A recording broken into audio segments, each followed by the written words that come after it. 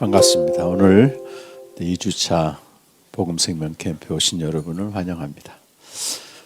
오늘 처음 오신 분들 잠깐 한번 소개하겠습니다.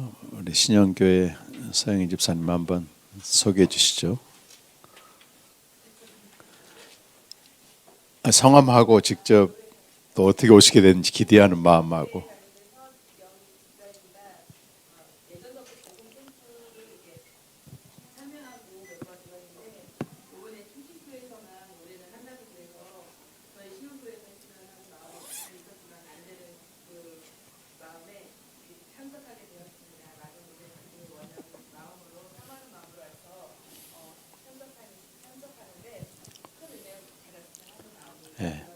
박수로 우리 환영하겠습니다.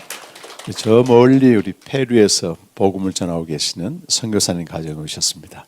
한번 잠깐 일어나서 소개해 주시겠어요? 네. 네.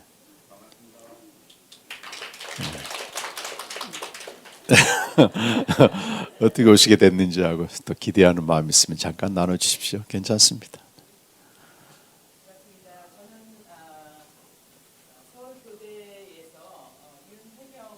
예, 예. 팀장님으로 만나서 3년 정도 같이 공부하고 계속해서 같이 교제를 하고 같이 교회도 생겼어요. 근데 저희는 지금 한국에서 한 10년 저희 남편이 목회하다가 네. 미국에 가서 한 20년 LA 지역에서 이렇게 목회하다가 지금은 페루로 가서 선교해서 한 6년이 됐습니다. 네. 처음 맞이해서 처음 3개월을 여기 페루에서 있는 동안에 한국에서 있는 동안에 엊그제 민혜경 네네. 선생님을 만나서 이 복음 캠프 그동안 복음 캠프를 통해서 윤혜경 네네. 맞습니다.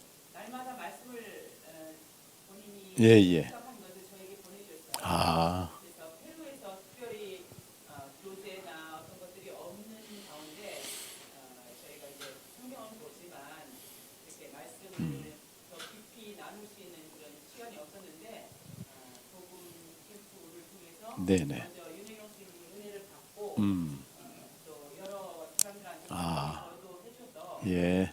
날마다 이렇게 은혜를 받고 있고 특별히 여기에 제가 이제 한국에 오자마자 윤혜경 네네. 선생님이 네. 이 복음과 생명 네네. 책을 온 그 다음 날인가 아침에 배달이 됐어요. 그래요. 그래서 이걸 저로 하여금 읽게 하고 또 시간이 나는 대로 전화로 1시간, 2시간 이렇게 성경 공부를 시켜줘요. 그래요. 부분을 많이 공부를 했는데 언니네 집을 갔더니 네네. 지금 캠프가 진행 중이라고 해서 네. 저희가 오게 됐습니다. 귀한 자리에 오게 네. 돼서 너무 감사하고 예. 사실 제가 이 책을 읽으면서 네. 그동안 뭐 했고 힘들었던 그런 분야 또 친구들이랑 얘기하면서 야 정말 우리가 죽는다고 하는데 십자가에 못 박히다 하니 뭐가 못 박혀야 되나 내년들이 뭐 한 것들이 네네. 많이 해결이 됐는데 오늘 말씀을 네네. 많이 하고 있습니다. 예. 정말 귀한 걸음이시네요. 박수로 환영하시겠습니다. 두 분. 예. 북한에서 4대째 신앙생활하다 내려오신 분이 대담하는 걸 들었습니다. 근데 우리 한국 교회에 적응을 못 하시더라고요. 너무 다르게 믿기 때문에 그렇습니다. 그래서 그들은 그렇게 척박하고 핍박받는 상황에서 단 한 번도 이 땅의 것을 구해본 적이 없다는 거예요. 그 주변에 있는 모든 사람이. 왜냐하면 말씀을 그대로 믿기 때문이라고 하는 것입니다. 하나님의 나라 의를 구하라. 이 모든 것을 더하시리라. 더해 주신 걸 우리 왜 구하냐. 그러면 이제 사회자가 묻더라고요. 더해 주셨습니까 정말? 아니라는 겁니다. 고난이 대신 왔다는 겁니다. 그래서 고난이 온 거에 대해서 예수 믿는 목적은 고난을 받기 위함이다. 성경이 나와 있기 때문에 당연한 거다 이거는. 그런 얘기를 이제 그가 합니다. 그러면서 저희 한국에 있는 교회 기도 모임을 가봤더니 너무 다른 걸 구하고 있어가지고 적응이 안 되더라. 아우지 탄광에 이제 그리스도인들을 잡아서 들여보내거든요. 가족 단위로. 그럼 거의 매일 가스 폭발로 사람이 죽어 나온다고 하는 것입니다. 그런데 그 누구도 어떤 사람도 오늘 가스 폭발에서 보여달라고 기도한 사람이 한 명도 없다는 거예요. 하나님 허락하신 삶이구나 하면서 할렐루야하고 받는다는 겁니다.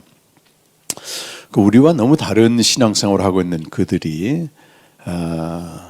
어떻게 봐야 되는가? 그럼 그들은 정말 잘 믿고 우리는 못 믿느냐? 그건 아닙니다, 여러분.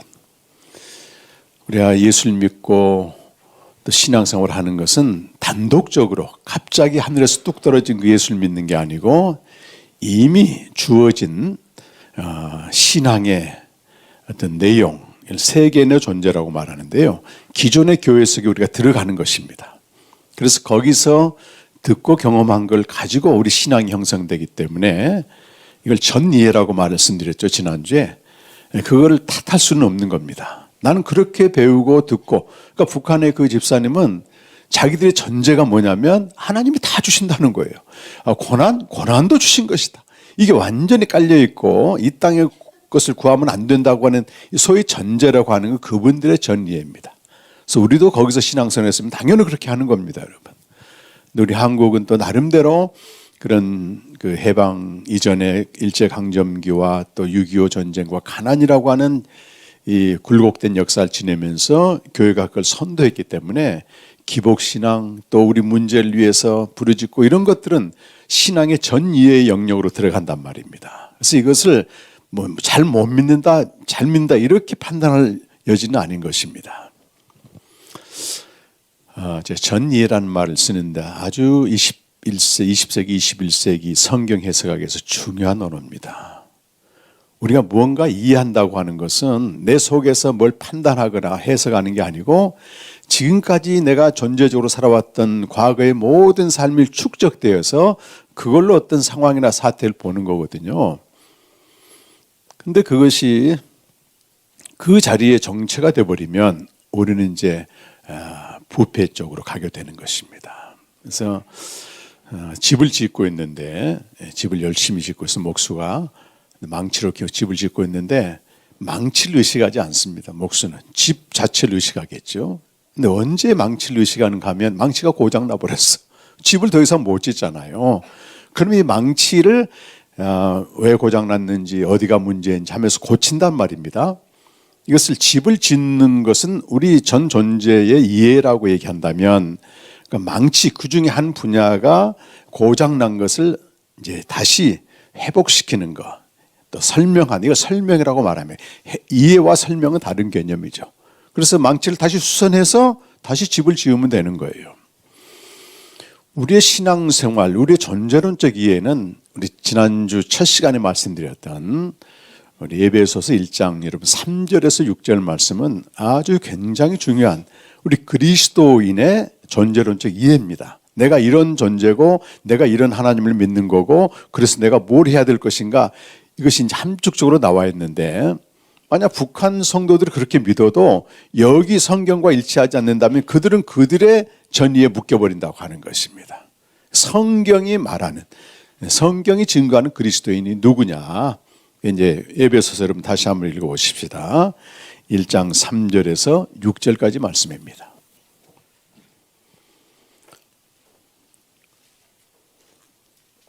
이것은 사도 바울이 감옥에 있을 때 내가 하나님의 자녀로서 어떤 철저한 자기의 이해죠. 말하자면 자 우리 한번 다 같이 1장 3절에서 6절까지 말씀 읽어보겠습니다. 시작. 찬송하리로다.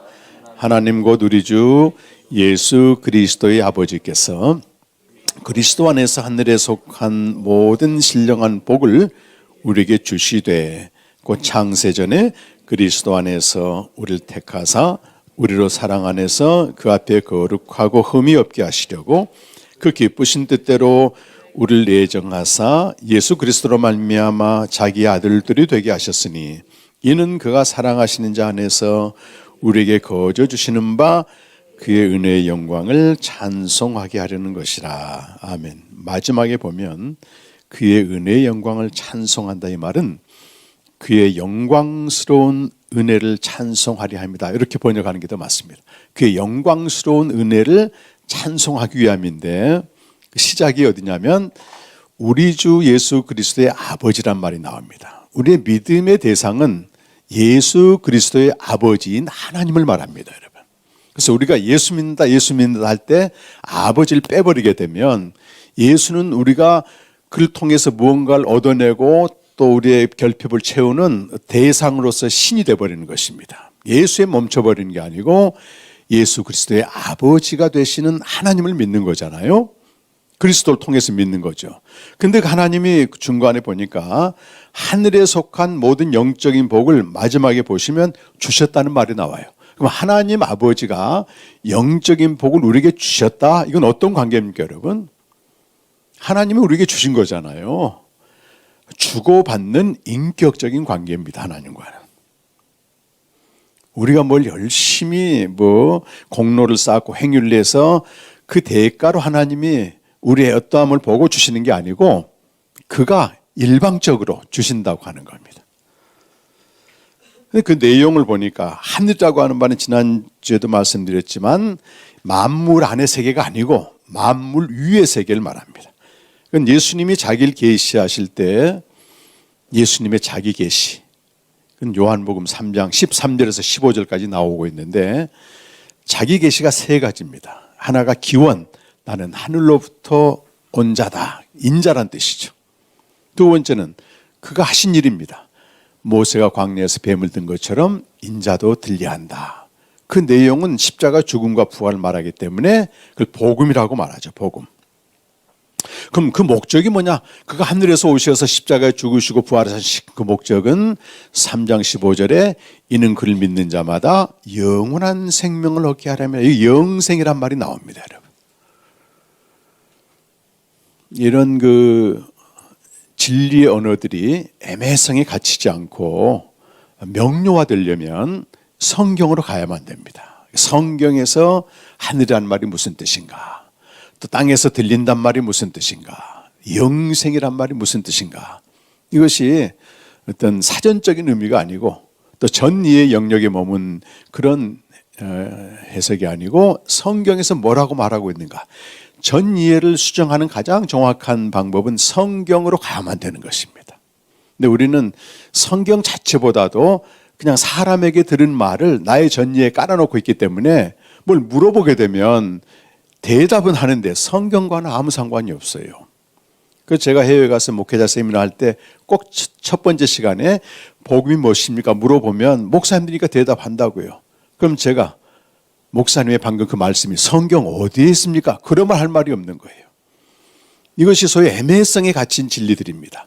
애매성에 갇혔다 그 말을 모른다는 거예요, 사실은. 안다고 생각하는데 사실은 모르는 겁니다.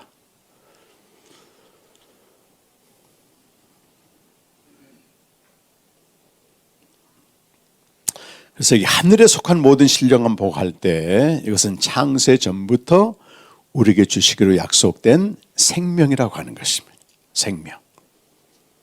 생명은 다른 말로 에베소서에서는 하나님의 아들이 되는 겁니다. 하나님의 아들. 그렇죠. 하나님의 생명을 우리가 얻기 때문에 하나님의 아들들이 되는 것이다. 근데 4절에 보니까 그 창세전이라고 하는 시간, 이 창세전은 엄밀히 말해서 시간은 아니고 시간 밖의 시간이라고 말합니다. 시간과 공간은 항상 창조 안에만 있는 것이고 시간 밖의 세계를 창세전이라고 말해요. 만물 위의 세계죠. 창세전에 그리스도 안에서 우리를 선택하시고 우리 사랑 안에서 그 앞에 하나님 앞에 거룩하고 의미 없게 하시려고 하나님의 자녀로 만드셨단 말이에요. 그럼 자녀를 만드셔놓고 방치하는 게 아니고 우리의 주어진 모든 상황과 관계를 통해서 또 말씀을 통해서 그의 거룩하고 의미 없는 자녀로 만들어가는 과정입니다. 만들어가는 과정이에요. 시간이 지날수록 우리의 삶과 또 인격과 모든 관계들이 그리스도를 닮은 형상으로 변해야만이 정상인 것입니다. 정체되는 건 그건 종교 행위예요, 그냥. 그리고 5절에 보니까 하나님의 뜻인데 그 기쁘신 뜻이라고 말씀합니다. 기쁘신 뜻대로 우리를 예정하사 예수 그리스도로 말미암아 자기 아들들이 되게 하셨으니 계속해서 그리스도 아니란 말이 나오고요. 그리스도로 말미암아란 말이 나오고 6절에는 그가 사랑하신 자가 누구겠습니까, 여러분? 하나님이 사랑하신 자가 누구예요? 아들 그리스도를 말하죠. 그 아들 그리스도 안에서 우리에게 거저 주셨다. 거저 주신 겁니다. 종교는 뭔가 내가 수행해야만 대가로 오는 것인데 왜 거저 주셨는가? 그리스도 안에서 주셨단 말이에요. 하나님 편에서는 엄청난 대가를 지불하신 것입니다. 하늘에 속한 하나님의 아들이 인간의 몸을 입고 오신 것 자체가 고통이에요, 여러분. 다른 생명체로 오신 거잖아요. 우리가 강아지를 너무 사랑하다 보니까 내가 강아지라 살고 싶다 그러면 강아지처럼 돼야만이 결혼을 하든지 뭘 할 거 아니겠어요. 근데 우리 인간이 강아지가 된다고 생각해 봐요. 끔찍한 다른 종이 되는 겁니다. 다른 종. 그 자체 성육신 자체가 하나님께는 그 아들에 대한 크나큰 희생이었지만 그냥 성육신만 한 게 아니고 최후에는 십자가에 끔찍하게 사람에게 버림받고 죽임당하지 않습니까? 그 하나님 편에서는 어마어마한 대가를 지불하시고 우리에게는 거저 주셨다. 그 말은 이건 선물이란 말이에요. 선물. 선물입니다.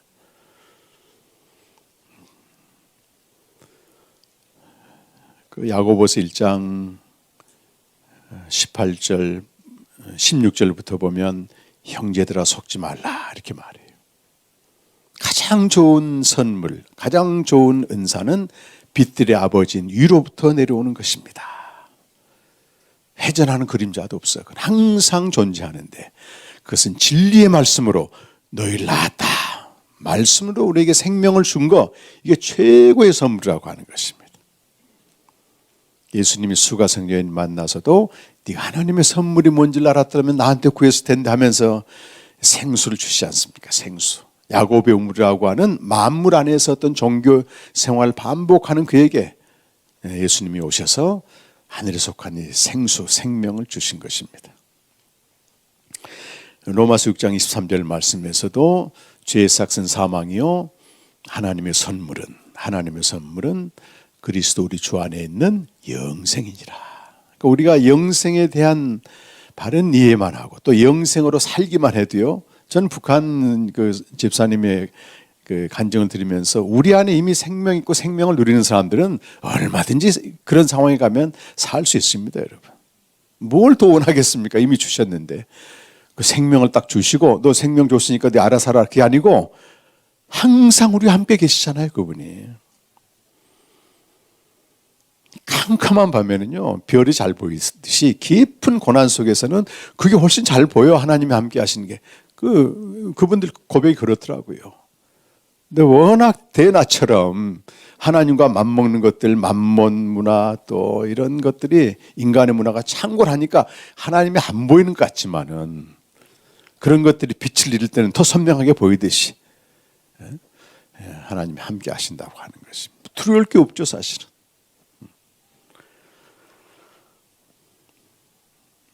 예정이란 말은 에베소 3장 11절에 근거하고 있는데 에베소 3장 11절 한번 가보겠습니다. 곧 영원부터 영원도 시간 밖의 세계 창세전을 말합니다. 시작. 곧 영원부터 우리 주 그리스도 예수 안에서 예정하신 뜻대로, 아까 1장 5절에서는 그 기쁘신 뜻대로, 그렇죠? 이 하나님의 뜻이란 말입니다. 창세전부터 그리스도 안에서 예정하셨다. 그래서 여기 예정이란 말은 인간을 대상으로 무엇을 결정하는 근본주의적인 어떤 사람은 구원하기로 작정했고 구원받지 않기로 그런 예정이 전혀 아닙니다. 이것은 하나님의 구원의 방식이 이렇다고 하는 걸 미리 정한 거죠. 하나님의 구원의 방식을 미리 정한 것인데 그 창세 전에 이미 정해져 있는 것입니다. 창세 전에 예정된 것은 두 가지예요. 이중 예정인데 하나는 바로 에베소서 3장 11절에 있는 것처럼 그리스도 예수 안에서 우리 하나님의 아들들이 되도록 예정하셨다. 근데 내가 하나님의 아들이 되고 보니까 와, 이건 창세 전부터 나를 택하신 하나님의 사건. 전혀 달라지죠, 이거는. 우리 신앙의 내용이 예수님 오셔서 내가 죄인인데 용서받고 죽으면 천국 갔다, 이런 개념과는 전혀 달라지는 겁니다. 만물을 내가 포괄할 수 있고 만물을 수용하고 초월할 수 있는 어마어마한 파워가 있는 거예요, 거기에. 근데 만물 안에서 일어난 이런 파도처럼 있다 없어지는 이런 고난에 왜 그렇게 우리가 반응하겠냐고. 물론 연약하니까 반응은 앞다 저도 보니까. 근데 거기에 나를 내어주진 않는다는 거예요. 내어주진 않는다는 겁니다. 두 번째 예정은 생명 주신다고 하는 것, 하나님의 아들들이 되는 것이 첫 번째 예정이고, 두 번째 예정은 그 생명을 주기 위해서 하나님의 아들을 이 세상에 보내시기로 미리 정하신 것입니다. 이것이 베드로전서 1장 20절에. 베드로전서 1장 20절에는 창세 전에 이렇게 시작해요. 이 세상을 창조하기 전에 그는 미리 예정되신 분이다. 미리 정하신 바 되었다. 그런데 말세에 우리에게 나타나셨습니다. 이렇게 되어 있습니다.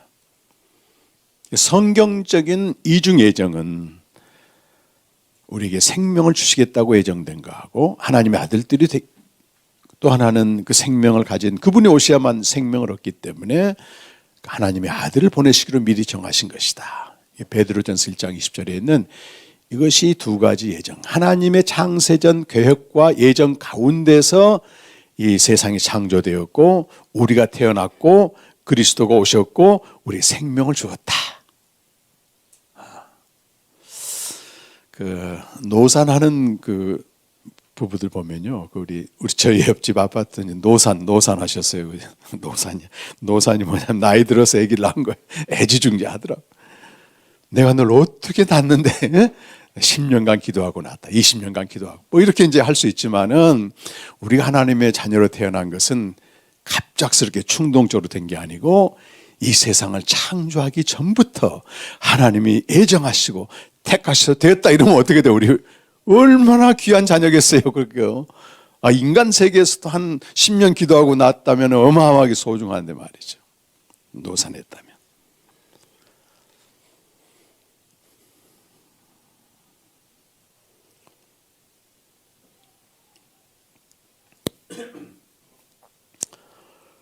그 만물 안에 세계 그 하나님을 딱 가둬버리게 되면 하나님은 정말 쫌생이가 됩니다.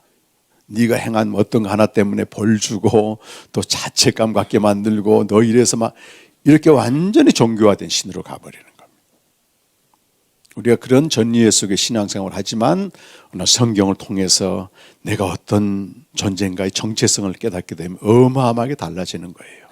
물론 우리의 잘못이나 허물을 결코 우리가 정당화하지는 않죠. 그런 사람일수록. 왜냐하면 우리를 구원하신 목적이 거룩하고 흠이 없게 하시려고 만들어가는 과정이기 때문에 한 넘어지는 과정 속에 성장하는 거지, 그걸 정당화하면서 나는 이래도 됐다 이런 건 아니잖아요. 진짜 하나님과 사랑의 관계가 맺어지게 되면 이렇게 뻔뻔하지는 않습니다, 여러분.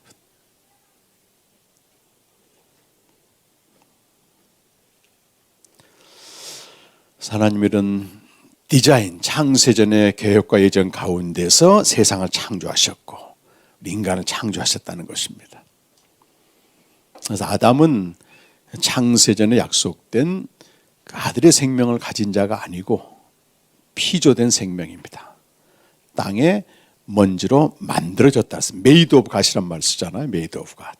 네, 창세전에 우리에게 약속된 생명은 그 아들 안에 있는 생명입니다, 여러분. born of God입니다. 하나님께로부터 나는 생명이에요. 그래서 신약 성경에만 반복되는 게 하나님께로부터 난 자다. born of God. 로마서 요한복음 1장 12절 13절 영접하는 자, 그림을 읽는 자들에게는 하나님의 자녀가 되는 권세를 주셨으니 이는 혈통이나 육정으로나 남자의 뜻으로 나지 아니하고 하나님께로부터 난 자다. 난 자다. 요한일서 5장 1절도 예수가 그리스도를 믿는 자들은 하나님께로부터 난 자다. 이제 난이란 말이 중요하다. 난 자. 지으신 존자가 아니에요, 우리는. 그리고 요한일서 5장 13절에도 예수가 하나님의 아들을 믿는 자는 하나님께로부터 난 생명을 가진 자입니다. 다. 예정이라고 하는 의미는 하나님의 구원의 방식입니다. 어떤 사람이 이렇게 얘기해. 처음부터 아담을 하나님이 나게 하셨다면 뭐 죄 지을 일도 없고 뭐 이렇게 복잡할 일이 없을 텐데 왜 하나님이 아담은 만들어진 생명으로 만드셔가지고 그 다음에 생명을 주시기로 약속하셨을까? 이렇게 묻는 사람이 있다면 그 사람은요 하나님보다 더 높은 사람이요. 하나님 위에 있는 사람입니다. 질문할 수는 있어요 우리가. 하나님의 구원 방식이 그렇습니다. 그래서 아담은 만들어진 생명이지만 창세전에 생명 얻기로 약속된 자입니다. 그래서 우리 그 찬송가 중에 나 같은 죄인 살리신 그 찬양 있잖아요. 근데 잃었던 생명 찾았고 이거는 복음하고 맞지 않아요. 약속된 생명 얻었고 이게 정확한 고백입니다. 뭘 잃어버려요? 우리가 잃어버리기는. 표현은 그렇게 하지만은 잃어버린 양이다, 잃어버린 자를 찾아 구원 이런 표현 하지만은 우리가 구원받게 되면 창세전에 약속된 생명을 그리스도 안에서 얻은 겁니다, 여러분. 너무 다르죠, 이게.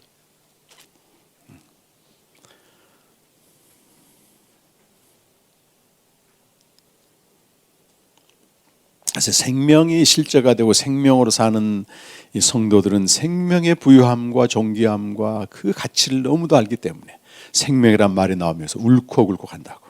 나 이제 생명이 있음은 주님의 은혜. 이 찬양을 하면요 울컥울컥해. 아, 내가 누구간데 저는 하나님의 은혜로 내 속에 생명이 있음을 알게 됐다. 그래서 찬송가에 그런 구절이 있단 말입니다. 나 이제 생명이 있음은 주님의 은혜라. 아담이 죄를 지었어요. 그러면 창세전에 생명 주시기로 한 약속이 폐기됐습니까, 여러분? 왜냐하면 폐기될 수 없는 게 하나님은 신실하시기 때문에 그래요. 그래서 아까 직전에 찬양했던 것 중에 마지막 후렴이 하나님의 신실하심 그 표현 있잖아요. 이 기독교 신앙은 보이는 현실이나 상황을 이렇게 해결하려고 드는 것은 종교입니다. 종교 행위가 되는 겁니다. 그 상황 가운데 함께 계시는 주님과 교제하며 그걸 초월하고 수용하면서 그의 거룩하고 흠이 없는 자녀로 만들어지는 과정이지 않습니까? 이게 오늘 죽어도 그분은 옳잖아요. 그 아우지 탄광 들어간 사람 그런데요. 오늘 죽으면 너무 감사. 여기까지 하나님의 삶을 허락하셨구나. 하나님의 주권은 어떻게 우리가 그 앞에 저항할 수 있겠느냐. 단 한 번도 살려달라고 기도한 적이 없다는 거예요. 그건 분명하더라고. 근데 왜 그런 신앙이 있는가 하면 이분들은 부활 신앙을 너무 단순하게 믿어요. 할머니가 얘기해 줬다는 거예요. 우리 죽는다 언젠가. 근데 그게 끝이 아니고 예수님 재림하면 일어난다, 깨어난다. 죽은 자는 부활하고 살아서 주님을 영접하면 변화된다. 이게 너무 단순하게 들어와가지고 이게 죽어도 죽는 게 아니네. 이렇게 어린아이처럼 믿더란 말이에요. 죽음이 두렵지 않다고 하더라고요. 그래서 그 창세전에 약속을 그분이 지으신 겁니다. 하나님은 신실하시기 때문에 우리의 어떠함 때문에 약속을 폐기한 분이 아닙니다. 물론 아담이 죄를 안 지었더라면 그래도 아들은 오셔야 되고 그래서 우리 생명을 주시면 말씀으로 생명을 주시면 되는데 아담이 죄를 지어서 이제는 어떤 문제가 생기는가 하면 하나님 편에서는 공의의 집행이 필요한 거예요. 죄의 문제를 해결하면 되는 것입니다. 그래서 아담이 죄를 범한 현장에서 하나님이 뱀을 향해 복음을 선포하는 것입니다. 여자의 후손에서 날짜가 네 머리를 상하게 할 것이다. 치명적으로 무력하게 만드는 거죠. 사단을. 그리고 너는 그의 발꿈치를 상하게 한다. 발꿈치를 상하게 한다는 말은 사단이 예수를 십자가에 못 박는다는 얘기고, 그런데 머리를 상하게 한다는 얘기는 예수님은 죽으심으로써 죽음의 세력을 멸하는 겁니다. 이게 역설입니다. 역설. 우리 영적 전쟁에서 승리한다는 얘기는 우리 어떤 강함이나 물리적인 힘이 아니고 죽임당한 그리스도 어린 양과 함께 연합됐을 때 무력하게 되는 것입니다. 이제 생명의 삶으로 묵상하는데 어제도 너무 통쾌한 게 말이죠. 그 사울의 그 미친 광기 있잖아요.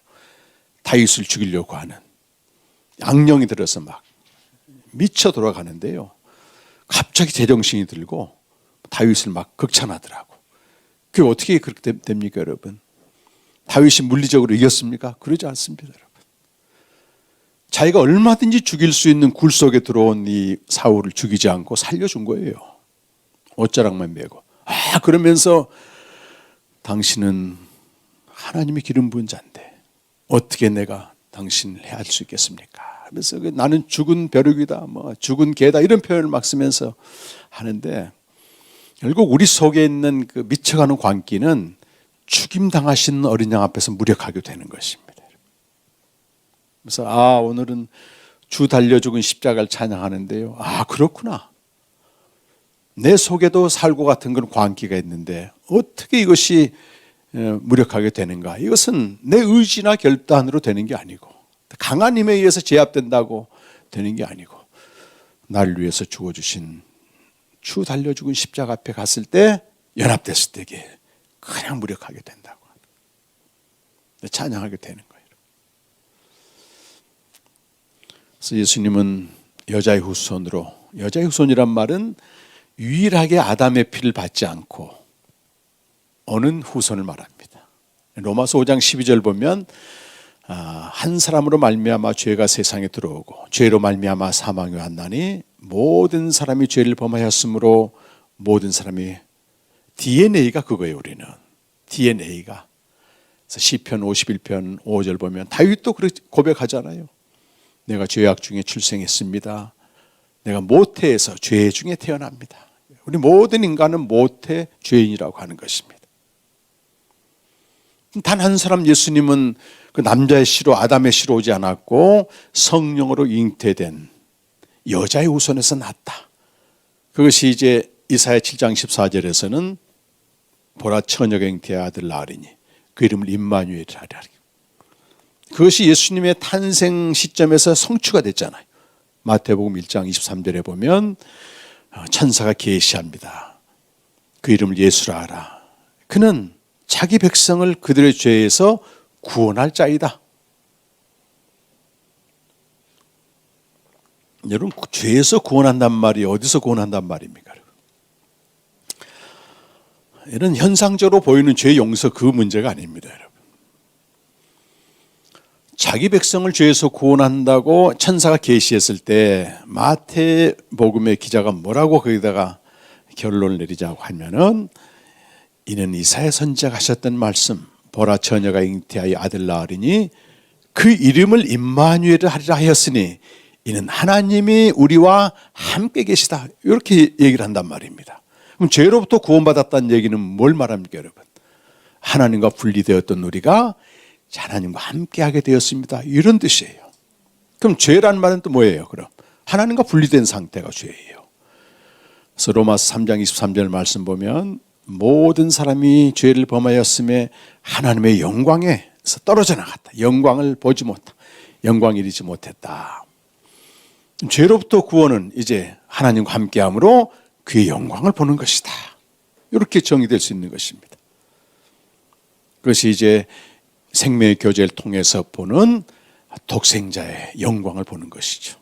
하나님의 영광은 독생자를 통해서 계시됐기 때문에 그 영광은 은혜와 진리가 충만하고 거기는 우리가 그 이해할 수 없는 또 설명할 수 없는 실패하지 않는 하나님의 사랑과 신실하심이 그 안에 담겨 있다고 하는 겁니다.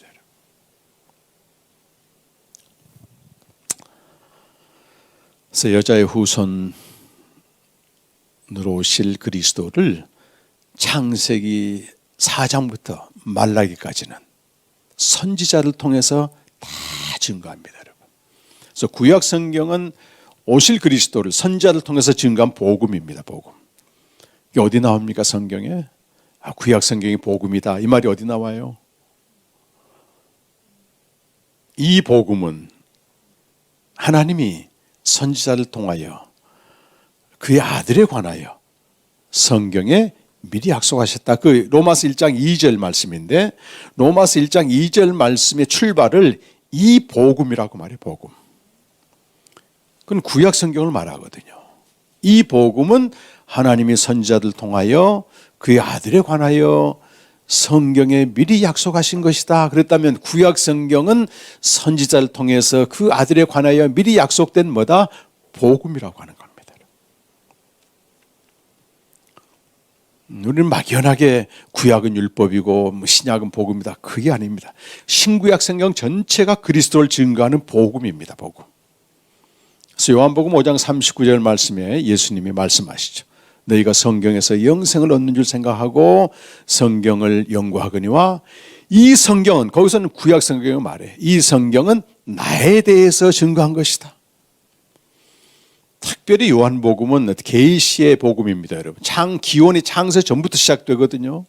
다른 세 복음서는 그냥 예수님의 공생에만 중점, 예수님의 잉태와 태어남과 또 공생의 활동과 십자가, 죽음, 부활로 끝나는데 요한복음은 창세 전 1장 1절부터가 태초에 말씀이 계시니라 이렇게 시작이 된다 그 말이에요. 이 세상을 창조하기 전부터 존재하셨다 그래서 그리스도의 선제론, 미리 존재했다. 선제 그리스도의 사상은 요한복음에 들어있는 것입니다, 여러분. 네, 정말 우리에게 복된 자들이에요. 요한복음을 우리가 통해서 그분의 기원에 대해서 알고 그분이 오셔서 하신 일과 목적에 대해서 이 요한복음은 예수님의 직접적으로 자기 계시를 얘기합니다, 여러분. 자기 계시, 자기 소개. 본인이 소개하는 게 가장 정확하잖아요. 누구에게 들은 예수가 아니고 경험한 예수가 아니고 본인이 직접 계시를 하셨다. 그래서 구약의 구원사를 이루어가는 모든 인물들은 다 그리스도와 관련되어 있습니다. 그리스도와 관련되어 있습니다. 아벨, 노아, 또 에녹, 이 사람들은 그리스도를 증거한, 미리 증거한 선지자들 안에 들어갑니다. 그래서 누가복음 11장 50절과 51절에서는 첫 번째, 창세 이후로 첫 번째 선지자가 아벨이라고 됐어. 아벨. 창세기 4장부터 나오잖아요. 5장에는 에녹, 6장은 9장까지 노아가 나오고, 이 사람들의 목록이 히브리서 11장 4절부터 쭉 나오고, 다 믿음으로 그들은 오실 그리스도를 본 겁니다, 여러분. 창세기 12장부터는 이제 이스라엘 역사를 통해서 오실 그리스도가 증거되죠. 이스라엘의 조상은 아브라함입니다. 아브라함을 하나님이 부르시고 제일 먼저 하신 말씀이 모든 족속이 너로 말미암아 복을 받을 것이다. 이 말씀을 제일 먼저 터뜨리셨습니다. 그래서 아브라함은 이스라엘을 위한, 이스라엘만 복을 받는 게 아니고 모든 족속이 아브라함을 통해서 복을 받는다. 이 복이 무슨 복입니까 대체 여러분?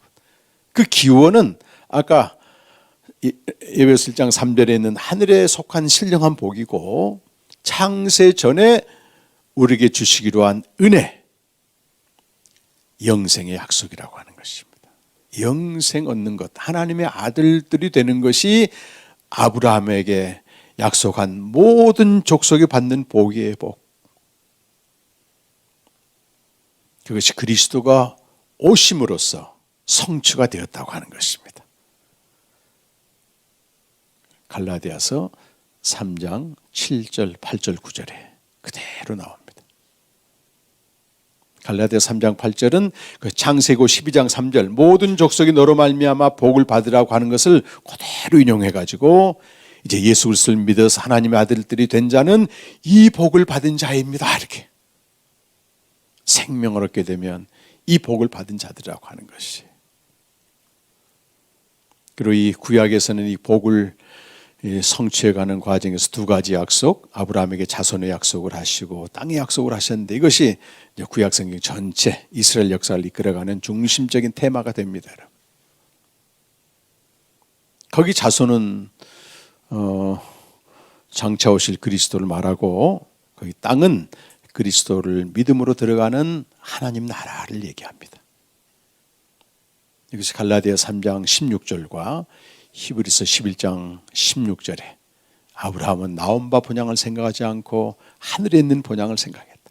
그리로 들어가는 거예요. 믿음으로 이미 들어갔어. 그래서 요한복음 8장 56절에 예수님이 아브라함은 나의 때 볼 것을 보고 기뻐하며 즐거워했다.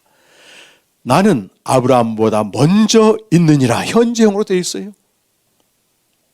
실제 인간의 시간에서 보게 되면 예수님이 우리 눈에 볼 때는 2000년 전에 육신을 입고 오셨지만 그분은 창세 전부터 존재하고 아브라함이 계시기 이전부터 아브라함이 존재하기 전부터 계신 분이에요.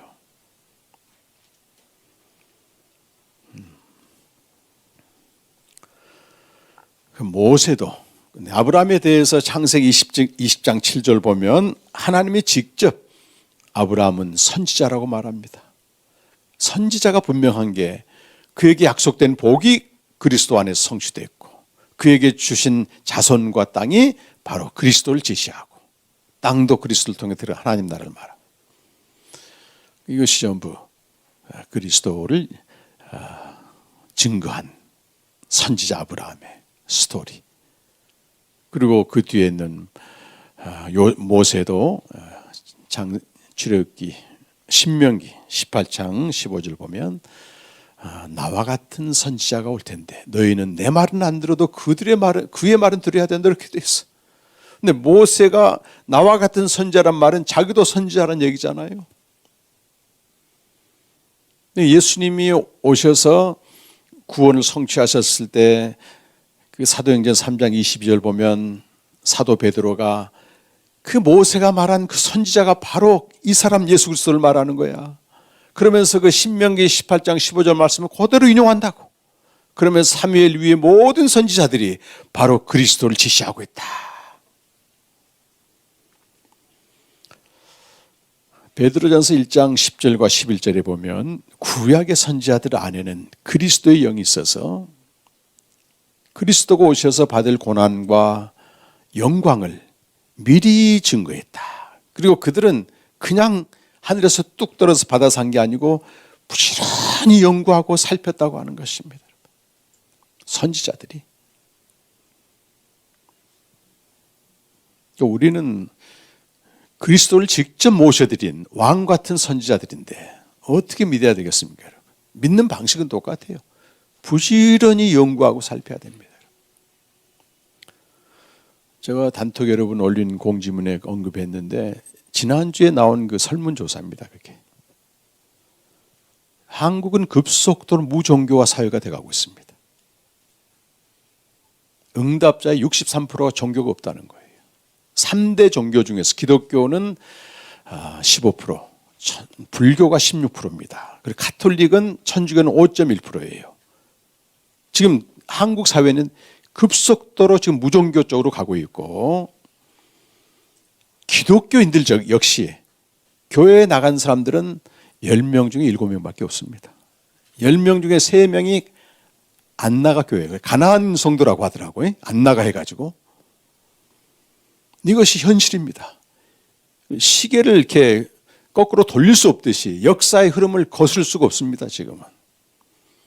이건 이미 유럽에서 다 경험된 일이거든요. 그렇다고 유럽에 그리스도인이 없느냐? 그건 또 아니에요. 그러면서 울리베 같은 그 독일의 사회학자는 이 종교 현상을 진단할 때 조직화되고 제도화된 교회나 집단이 답을 못 줄 때는 무슨 답이에요? 우리 인간의 실존의 문제에 대한 답을 못 줄 때는 다 이탈하게 돼 있다는 거예요. 실존이 뭡니까, 여러분?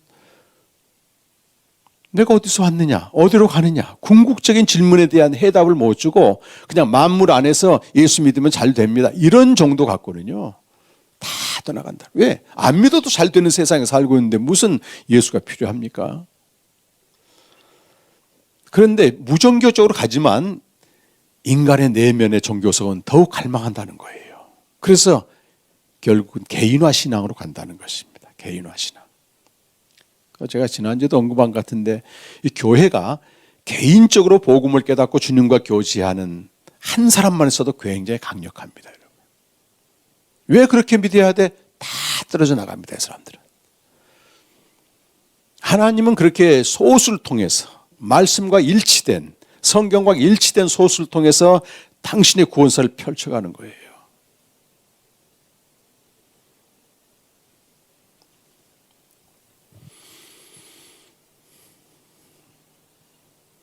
주로 그런 개인화 신앙은 절박한 상황에서, 실존적으로 비참한 상황에서 꽃을 피우게 됩니다, 여러분. 그냥 잘 먹고 잘 살고 적당히 사는 사람들한테는 그런 게 들어오질 않게 돼 있어요. 앞이 가려져 있게 돼 있습니다, 여러분. 도스토옙스키처럼 죽기 직전에, 사형 집행 직전에 살아나가지고 그 유영지 가가지고 4년 동안 있으면서 성경 한 권 가지고 붙들고 있는 거예요, 그가. 기존 제도권 교회에서 가르쳐주지 않는 참 살아있는 신앙을 발견한 겁니다, 여러분. 그리고 이제 목사가 아니었기 때문에 이제 소설로 그런 얘기를 쭉 펼쳐냈잖아요. 그러면서 그가 그 화석화된 러시아 정교회를 보는 거예요. 살아있는 신앙을 가지고 보니까 완전 대신문관 집단이더라 그 말입니다. 악령이라고 하는 까마라조프가 형제들 그 첫 번째 우리 한국에 세 권으로 번역됐어요. 제 1권 마지막 부분에 보면 그 무신론자 이반이 그 수도사인 자기 동생 알료시샤를 공격하면서 그 무신론에 대해서 막 도전하거든요. 어느 날 대신문관이 통치하는 기독교 사회에 예수님이 오신 거예요. 회의를 열어가지고 예수님을 없애버린 거예요. 그러면서 따지는 말이, 왜 당신은 빵이 필요하고 떡이 필요한데 그걸 안 줬느냐. 내용은 그런 거예요. 3가지 시험 가지고 이제 신문하거든요. 성전에서 뛰어내려라. 그 슈퍼맨 같은 그리스도에 대한 이미지가 우리 안에 있단 말이죠. 한 번만 절하면 영광 다 주겠다. 왜 당신이 인간에게 꼭 필요한 이런 거를 하나도 받지 않고 힘들게 하느냐 말이지. 이 백성들은 그렇게 매일 말씀으로 사는 진리를 원하는 게 아니고 먹고 사는데 바쁜 사람들에게 떡을 줘야지.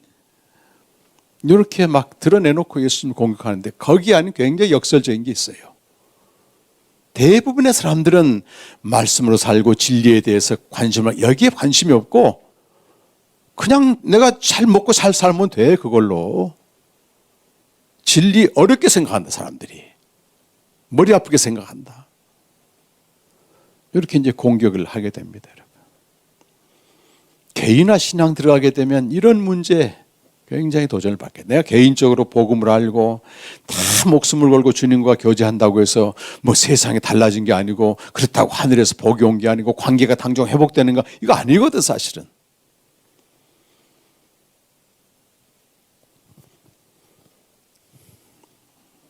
주님이 가신 길은 좁습니다, 여러분. 그 공동체가 필요한 거고 서로 격려하고 이 길이 맞다. 확신을 말씀 안에서 하는 겁니다. 개인의 말이 아니고. 그래서 어떤 분이 현대 오늘 한국교회와 그대로 묘사를 했더라고 말이지. 그 대신문관 이야기를. 예수님이 나타나시니까 목회자들이 회의를 해가지고 당신이 나타나서 목회하기 힘들다 해가지고 이 사람들이 필요한 거는 지금 기도 응답이고 문제 해결인데 왜 나타나서 그런 거 아니라고 얘기하느냐. 자, 이렇게 어떤 성도 한 명 한 명을 생명으로 또 말씀으로 이끄는 게 쉽지 않습니다, 여러분. 우리가 나 혼자 산다면 괜찮은데 눈만 뜨면 그 관계망에 들어가잖아요. 문화라고 하는 관계망에 들어가고 하기 때문에 우리가 개인적으로 아무리 탁월해도 관계망 속에 탁 들어가게 되면은 다중인격으로 변하거든. 그게 이제 악령이라고. 그래서 성도들이 이런 기독교 문화를 가지고 가치관을 가지고 사는 공동체에 들어가면 그래서 이단들이 횡행하는 거 자기들끼리 되거든, 이게. 근데 막상 세상에 가게 되면 전혀 다른 관계망 속에 얽혀 있기 때문에 나 한 사람 지키기가 어려운 거예요, 이게. 그게 우리 실존입니다, 실존. 우리의 또 부정적인 면도 남아있기 때문에 그냥 관계 속에 들어가게 되면 엉뚱하게 반응하잖아, 사람들이. 그래서 매일 전쟁하는 겁니다, 이렇게. 생명으로 살고 주님과 교제, 이거 하나면요 안 되게 돼 있어요. 이게 신앙은 말로 하는 게 아니고요, 내 공간 시간권 속에 들어가야만 되는 겁니다. 그래서 저는 이렇게 현장에서 그런 악의 동맹 세력, 또 어떤 세상적인 동맹 세력, 세상 문화의 동맹 세력 속에서 투입해 가지고 이렇게 살아가는 우리 젊은 집사님들 보게 되면 너무너무 존경스럽고 귀해요. 사실은 패배해도 괜찮습니다. 여러분, 다시 일어설 자리가 있잖아. 우리는 이미 다 인생 끝나고 이제 할머니 할아버지 이런 분들은 믿기가 더 쉬울지 몰라요. 그들은 교회 안에서만 관계해도 되거든. 근데 우리가 내 던져진 그 세계의 존재라고 내 던져 있음이라고 말하잖아요. 이거는 거기는 그렇게 돌아가는 데가 아니거든.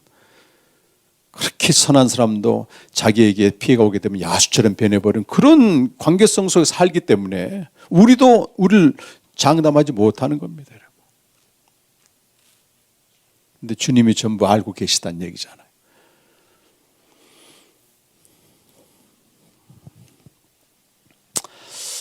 모세, 또 구약의 누굽니까? 다윗. 다윗은 예수님 오실 것과 죽으실 것과 부활하실 것, 그리고 하나님 보좌 우편에 앉으기까지 미리 다 봤습니다. 여러분. 삼위 하나님이 교제 가운데서 기뻐 춤추는 이걸 페리코레스라고 말하는데, 둥글게 손을 잡고 춤을 추다 이 말이거든. 삼위 하나님에 대한 표현을 AD 8세기부터 페리코레스란 말로 썼습니다. 신학자들이. 헬라어예요. 헬라어. 페리는 둥글다, 코레시스는 춤추다. 이것이 잠언 8장 30절에 그대로 나와. 그 아들이 아버지 곁에서 기뻐하였고 또 춤을 췄다, 이런 표현들이 나오거든요.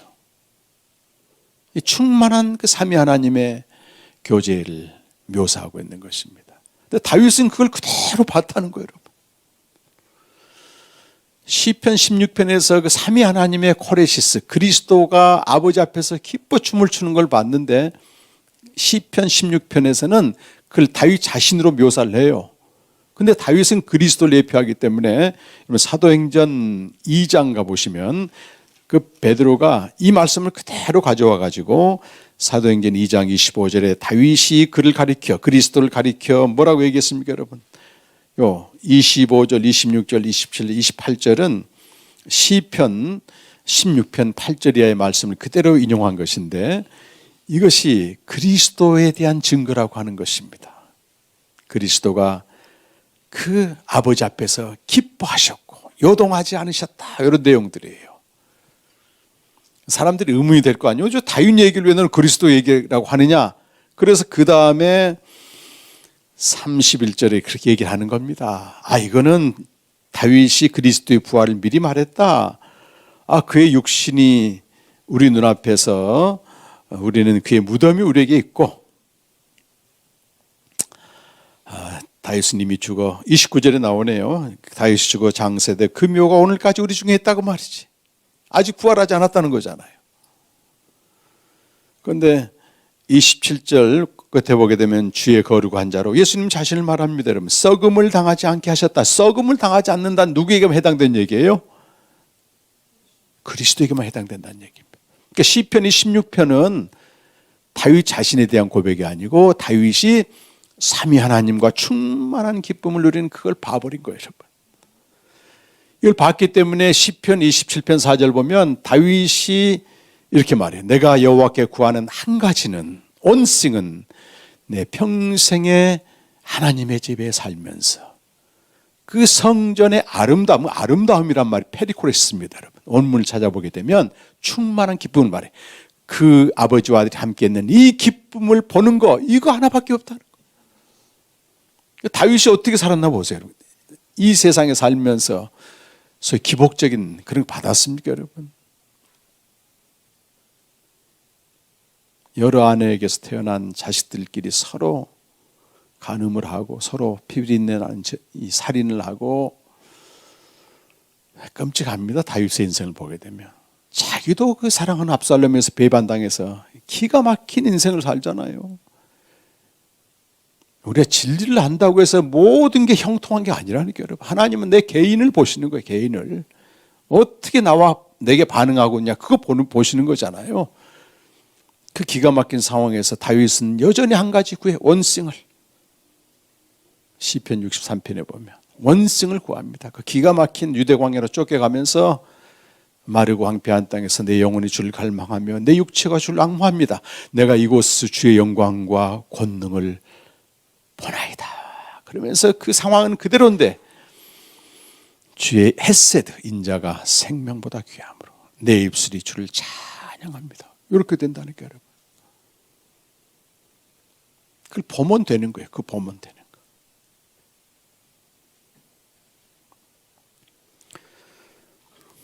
그 구약의 나머지 모든 선지자들도 이렇게 그리스도를 증거했고, 이제 구약의 그 결론이 뭐냐면 그 이스라엘 백성을 통한 하나님의 구원사가 실패한 듯 보입니다.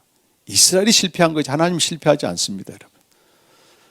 그래서 그들은 말씀에 순종하여 하나님의 언약 안에 거함으로써 그들을 통해서 하나님을 알지 못한 세계가 하나님께 돌아오도록 이렇게 선교적 사명을 받았는데, 그들이 말씀에 불순종하고 언약을 깨뜨리니까 하나님이 이스라엘 백성들 통해서 하나님께로 돌아와야 할 이 민족을 막대기로 사용해서 그들을 징계하시는 것입니다. 마지막 끝까지 돌이키지 않자 하나님이 바벨론이라고 하는 당시의 강대국을 막대기로 해서 이스라엘을 심판하시는 겁니다. 심판.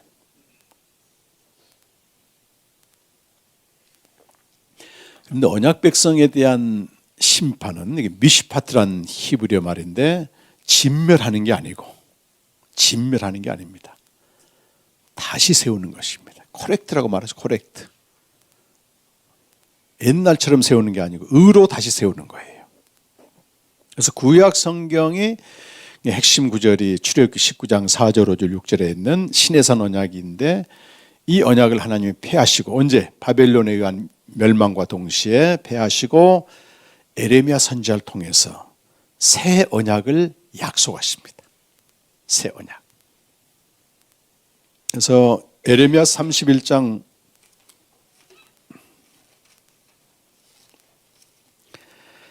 31절에서 34절에 보시면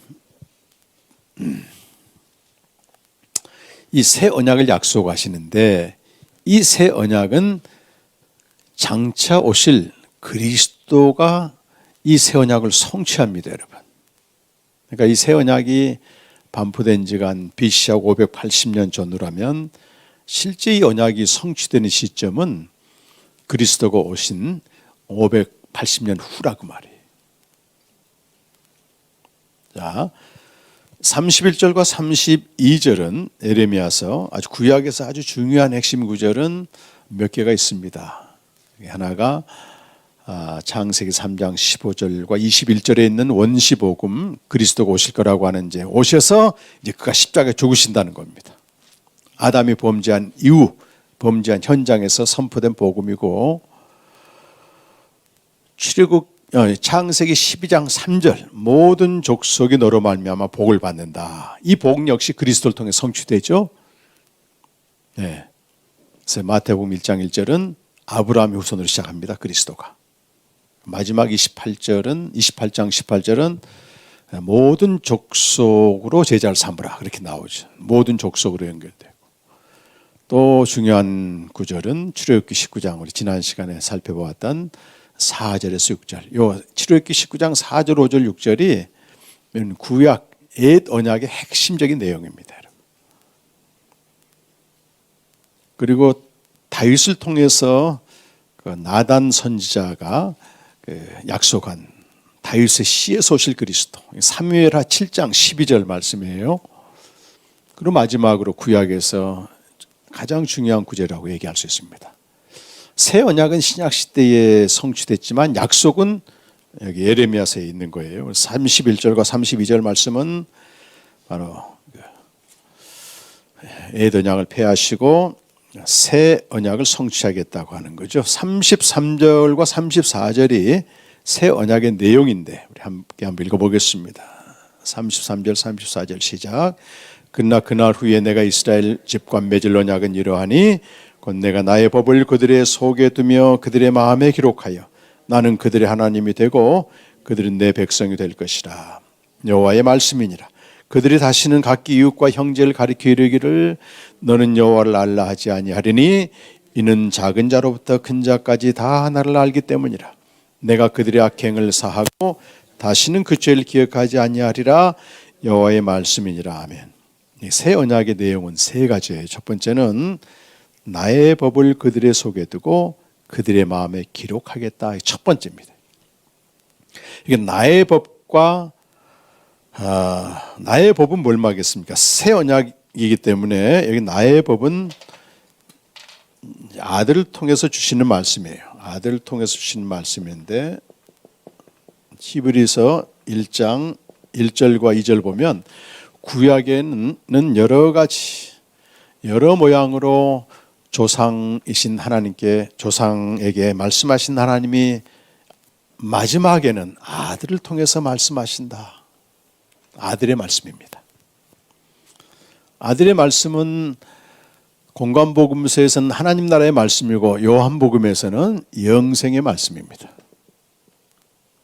요한복음 12장 50절, 요한복음 6장 63절에 보면 생명을 주는 것은 영이니 내가 너에게 이른 말은 영이요 생명이다 이렇게 말씀하고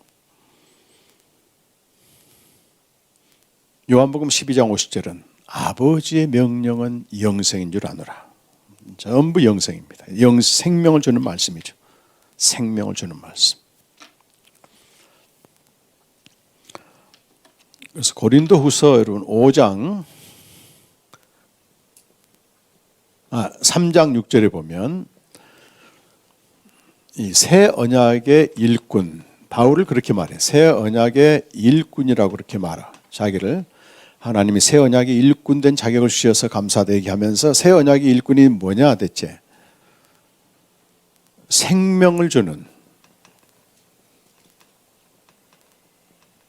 영의 직분 이렇게 표현합니다, 여러분. 예수 그리스도의 이름을 생명을 주는 영이다. 그렇게 여러분 고린도후서 3장 6절에 전용구로 되어 있습니다. 우리 성경은 좀 애매하게 번역을 해서 살리는 것은 영이라 이렇게 되어 있는데요. 여러분 영어 성경이나 이렇게 원문을 보시게 되면 대문자로 스피릿 기브스 라이프 이렇게 돼요.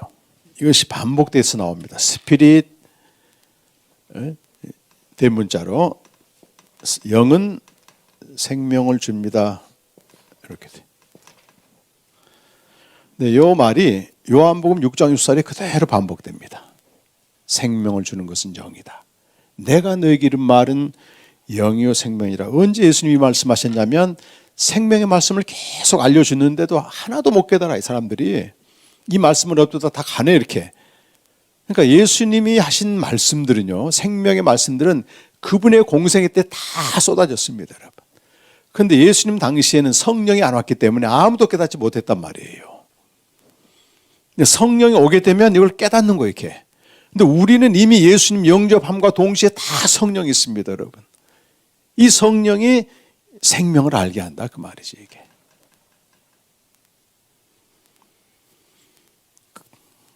그래서 어떤 분들은 이렇게 캠프에 오시거나 또 책을 읽으면서 생명의 말씀이 이렇게 많은데 몰랐다, 그 말이에요. 내가 관심이 별로 없었고 또 다른 전예가 붙들고 있었고 근데 이런 캠프를 통해서 전해지면 희한하게 깨닫거든요. 이렇게. 2번, 3번 계속 들어보세요. 더 깊이 깨닫습니다. 더 풍성히 깨닫습니다. 먹는다는 표현을 써요. 말씀을 먹는다, 예수님이. 요한복음 6장에 보게 되면. 다 잊어버린 것 같아도요. 그 다음에 들으면 생각이 나는 거예요. 이렇게. 훨씬 더 진보합니다, 여러분. 이렇게. 그래서 첫 번째 그 새 언약의 내용은 이겁니다. 생명을 얻는 겁니다. 생명을 얻는 거. 두 번째는 성경은 그 우리의 전 이해로 해석하면 안 되고 문자적인 해석도 안 됩니다. 이제는 또 역사적으로도 그때 다 가 있거든요. 성령께서 이걸 그리스도 중심으로 해석해 주시는 거예요. 이걸 2차 지시체라고 말해요. 2차 지시체. 그러니까 이걸 성경을 이단들의 특징이 뭐냐면 자기의 전이해 가지고 문자적으로 해석해 버려요. 희한한 비유로. 그 신약 성경에서 이걸 어떻게 보는지 봐야 돼요. 두 번째는 새언약 내용 두 번째 여러분 에레미야서 31장 33절 중간에 보니까 나는 그들이 하나님이 되고 그들은 내 백성 이게 언약의 내용이고요. 언약 관계 34절에 보니까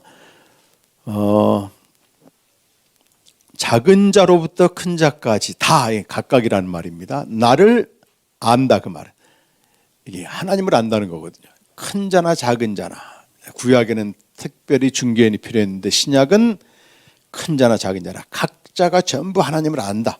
하나님을 안다라고 하는 표현이 요한복음 17장 3절에 나오는 거예요. 지난주에 그 영생의 네 가지 정의 중에서 첫 번째는 아들 안의 생명, 두 번째는 신자 안의 생명이고 세 번째가 뭐였죠?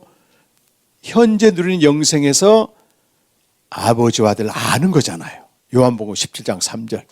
그럼 우리가 생명을 얻게 되면 아버지와 아들을 아는 것을 요 생명의 교제라고 말하는 거예요. 교제. 요한복음 17장 3절과 요한일서 1장 3절, 4절. 이렇게. 교제입니다. 교제. 구원하신 목적이 여러분 뭡니까? 우리를 그리스도 안에서 고린도전서 1장 9절 보면 교제케 하려 함이라. 교제. 교제가 본질입니다. 여러분 교제.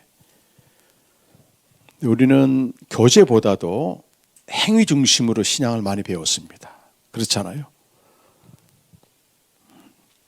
제가 지난 2월 달에 그 새로 창립한 교회 갔더니 장로님하고 몇 분 핵심 멤버들이 나와서 함께 이제 개척을 했는데 제가 이렇게 끝나고 나서 이제 복음을 전한 다음에 장로님 너무너무 행위를 많이 하셨더라고. 뼈가 빠지도록 하셨더라고. 일은 한 10역을 하신 것 같아. 그래서 제가 성경은 행위보다도 교제가 먼저라고 되어 있을 때 교제가 뭐냐 교제가 얼마나 힘들었겠어요. 그 안에 짐이 잔뜩이더라. 놓을 수도 없고 사대째 믿는 집안이기 때문에 그렇게 배운 거예요. 그렇게.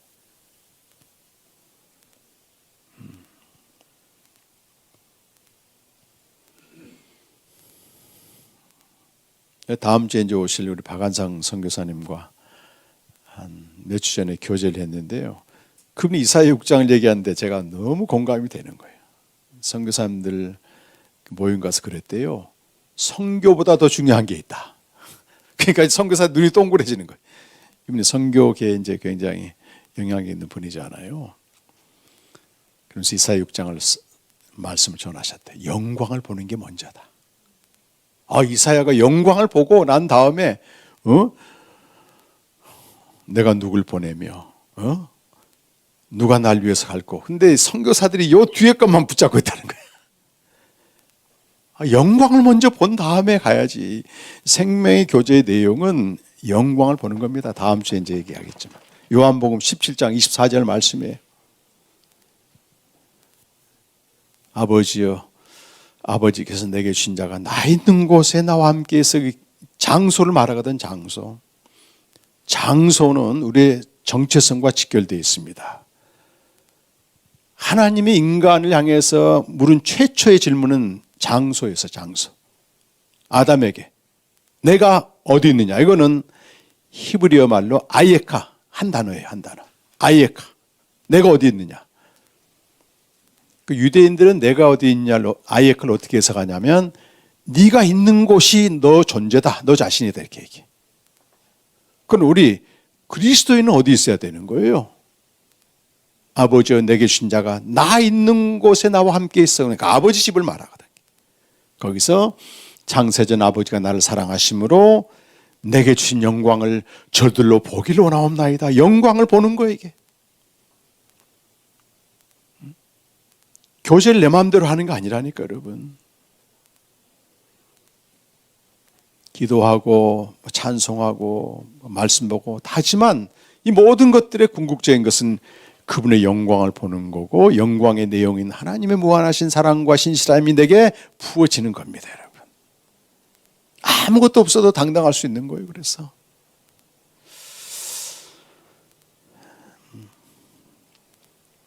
세 번째가 여러분 34절 끝에 보니까 악행을 사하고 그 죄를 기억하지 않는다.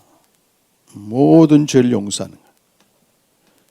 용서할 뿐만 아니라 기억도 하지 않는데, 이것은 히브리서 여러분 10장 17절과 18절 보면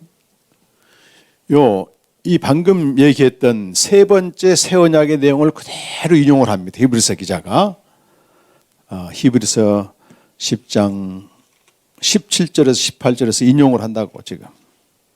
그리고 결론적으로 뭐라고 말씀합니까? 그 히브리서 10장 17절 보세요. 또 그들의 죄와 그들의 불법을 내가 다시 기억. 이것이 새 언약의 내용 중에서 인용한 거라고 되어 있어요, 밑에.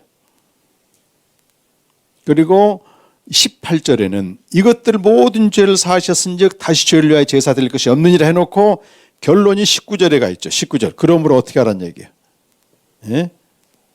형제들아, 우리가 예수의 피를 힘입어, 여기 성소는 하늘 성소를 말합니다. 땅의 지성소가 아니고 하늘 성소에 들어갈 담력, 이 파레시아라고 원문에 되어 있는데 권리를 얻었다 그 말이에요. 그러니까 우리 죄를 용서하신 것은 용서 자체가 아니고 하나님과 교제의 걸림돌이 되는, 하나님께 나아가는 모든 걸림돌을 다 그분이 없앴다는 거예요. 그분이 없앴다는. 그러니까 이 새 언약의 내용을 한마디로 얘기하면 생명의 교제입니다, 여러분. 생명의 교제. 생명 얻은 자는 당연히 교제해야 되고, 우리가 이 땅에 태어나면은 부모와 함께 살아야 되는 거잖아요. 그게 생명의 교제고, 교제의 걸림돌이 되는 모든 죄들이 없었기 때문에 나오라는 거예요, 내게로. 나오라는 겁니다. 나오라는 거예요.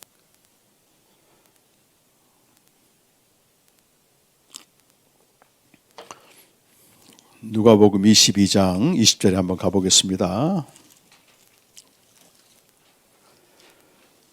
22장 20절에 보시면 우리 함께 읽겠습니다. 시작. 저녁 먹은 후에 잔도 그와 같이 하여 이르시되 이 잔은 내 피로 세우는 새 언약이니 곧 너희를 위하여 붓는 것이라. 예수님이 죽으심으로 이 새 언약을 성취하셨습니다. 그래서 예수님이 죽으심으로 생명을 주시고 생명의 교제의 길을 열어놓으셨다는 거예요, 여러분. 이것을 히브리서 10장 20절에서는 그 길은 이전에 열리지 않는 새로운 길입니다. 그리고 생명의 길입니다. 그가 죽은 십자가, 그 찢어진 휘장은 그의 육체입니다. 이렇게 말씀하셔. 그가 십자가에 죽으시고 육체가 찢김으로 이 교제의 길을 열어놨다는 거잖아요, 지금. 그로 오라는 겁니다. 그래서 구약 시대에는 그 쉐마, 말씀을 하나하나 지키는 게 언약 안에 거하는 거였다면 신약 시대는 전혀 달라집니다. 초점이 하나하나 지키는 게 아니고 아들을 힘입어 하나님께 나아가는 거, 보혈을 힘입어 매일 나아가는 거, 나아가는 것 자체가 언약을 지키는 거예요. 그렇게 나아가는 자를 하나님이 어떻게 하신다는 거예요?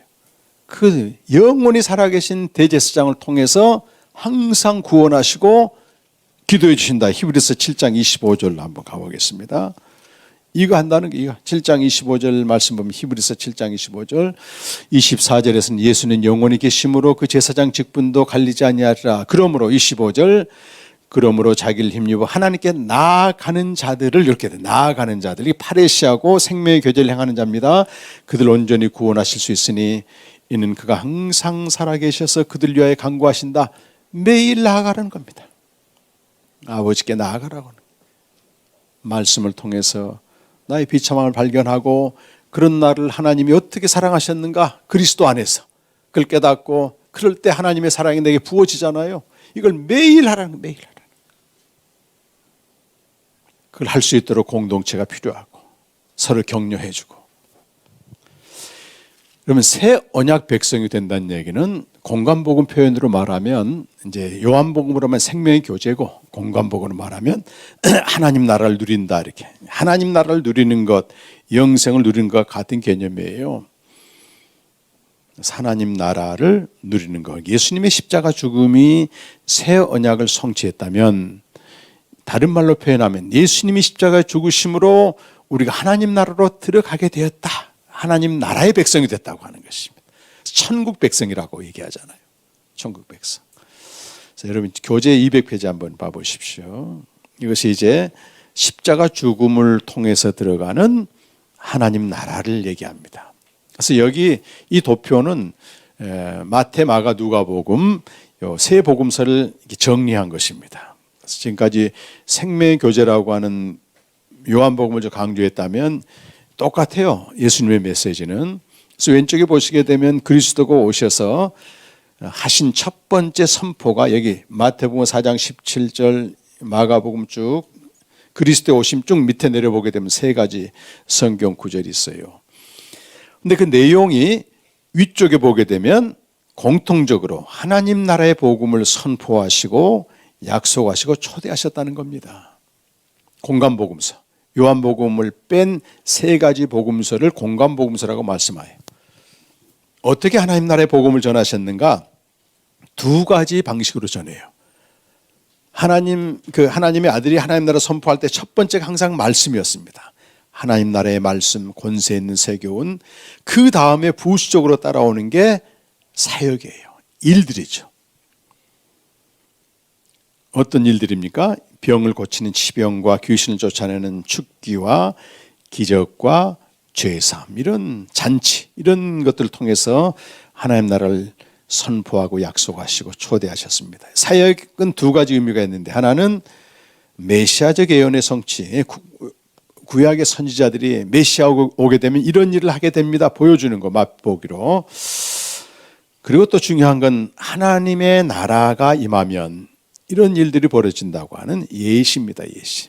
여기서 나라라고 하는 것은 그 어떤 국가와 국가가 구성되려면 영토, 주권, 국민의 세 그런 개념이 전혀 아니고 나라는 왕적 통치라고 하는 뜻입니다. 왕적인 통치. 킹덤이란 말을 써요. 그래서 킹덤, 왕의 통치.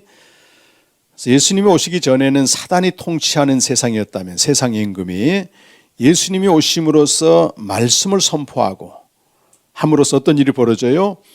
치병, 축기, 기적 이런 것들이 나타나는 겁니다. 하나님이 통치하게 되면 이런 일들이 벌어진다고 하는 것을 맛보기로 보여주는 거 예시하는 겁니다. 예시. 그리고 마태복음 12장 28절 보면 이 하나님 나라의 복음, 사역들은 성령을 통해서 이루어진다고 하는 겁니다. 내가 성령으로 말미암아 귀신을 쫓아내면 하나님 나라가 너에게 임한 줄 너희가 알라. 그러면서 뒤로 계속 가시다가 마지막에 십자가에서 죽으시고 부활하시죠. 십자가와 부활을 통해서 우리를 그가 선포하셨던 그 하나님 나라로 들어가게 만드는 하나님 나라의 성취예요. 그래서 예수님의 공생의 사역은 앞으로 성취될 구원에 대한 걸 보여준 것이고 최종적인 표적은 십자가 죽음과 부활입니다. 그걸 통해서 우리 하나님 나라로 들어가는 것입니다. 그래서 앞에 있는 공생의 사역을 크게 세 가지로 예수님이 말씀하신 게 마태복음 4장 25절 그가 프리칭 선포하시고 티칭 가르치시고 힐링 치유하셨다는 표현들 나오고 9장 35절 똑같은 표현 세 가지 나옵니다. 이건 예수님만 하시는 공생의 사역입니다. 중요한 것은 예수님이 십자가에 죽으시고 부활하셨기 때문에 이 십자가 사건은 하나님 나라로 들어가는 문과 같습니다. 문. 열쇠라고 얘기하죠. 열쇠. 그 히브리서 10장 20절에는 그가 죽으심으로 그리로 들어가는 길이 열렸다고 되어 있기 때문에 그러니까 이미 열쇠와 문이 열렸다면 사도들은 십자가 복음을 전함으로써 이 복음을 믿는 자들이 하나님 나라로 들어가도록 요한복음으로 말하면 영생으로 들어가도록 이걸 전하는 거예요. 그러니까 우리가 이제 십자가와 부활의 복음을 너무 단편적으로 그것만 딱 붙잡고 십자가에서 내가 죽었니 이거는 아니라는 거예요, 여러분. 더 중요한 건 그 나라로 들어가야 되는 거예요. 교제입니다, 교제. 이것이 마태복음 밑에 보니까 27장 51절 휘장 찢겨진 사건, 그 밑에다 하나 추가해 넣어서 히브리서 10장 19절 20절, 이것은 그 휘장이 그 찢겨진 예수님의 몸이라고 하는 것입니다. 그리고 베드로전서 3장 18절은 그리스도께서 의인으로서 불의한 자를 대신하여 죽으신 것은 우리를 하나님께로 인도하게 합니다. 하나님 나라로 들어가도록 하게 합니다. 이게 목적이에요. 로마서 4장 25절에서 5장 2절은 십자가와 부활의 복음 그리고 하나님 나라 복음이 통합이 됩니다. 여기서는. 그래서 여러분 교재 200페이지 위에서 네 번째 줄 보게 되면 로마서 4장 25절 5장 2절에 나오죠.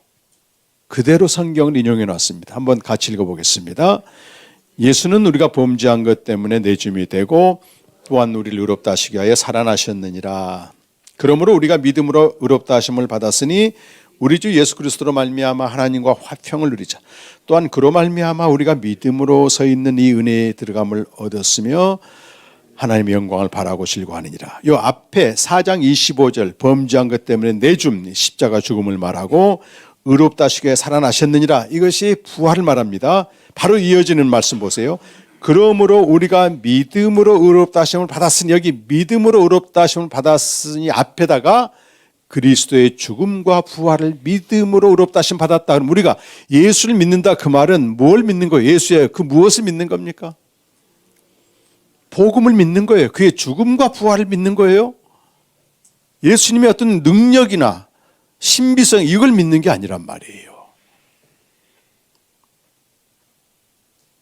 예수님이 병 고쳤으니까 나도 고치자. 굉장히 신학적으로 문제가 있습니다. 이 표현은. 예수님은 그 어디에 병 고치러 왔다. 직접 표현한 적이 없어요. 난 하나님 나라 복음을 전하러 왔다. 이건 계속 얘기해. 난 영생을 주러 왔다. 이건 계속 얘기해.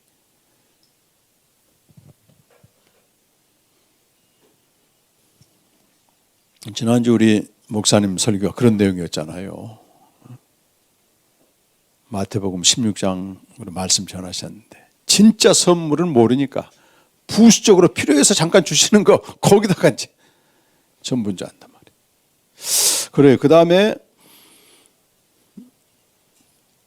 의롭다 하심을 받았으면 어떻게 한다는 얘기예요? 예수 그리스도로 말미암아 하나님과 화평이 교제를 말해요. 더불어 화평을 누리는 교제고 그 믿음으로 서 있는 이 은혜에 들어가면 지성소까지 보좌 우편까지 우리가 들어가서 하나님의 영광을 바라고 즐거워하는, 여기도요 구원의 방점을 하나님의 영광을 바라고 즐거워한다 두는 겁니다. 여러분, 죄는 하나님의 영광에서 떨어져 나간 거고 구원받은 실제는 영광을 보는 거예요. 영광을 보는 거. 그나마 우리 한국교회에서 존경받는 그 목사님이, 저도 상당히 존경하고 그분 설교 자주 듣습니다만 이제 은퇴하셨더라고. 박영선 목사님이라고 남포교회 목사님이신데요. 이분이 80이 넘어서 계속 강조하는 게 영광에 대한 얘기를 그렇게 많이 하셔. 평소 그 목회할 때는 별로 안 하셨거든. 나 그 교회 한동안도 다니기도 했는데.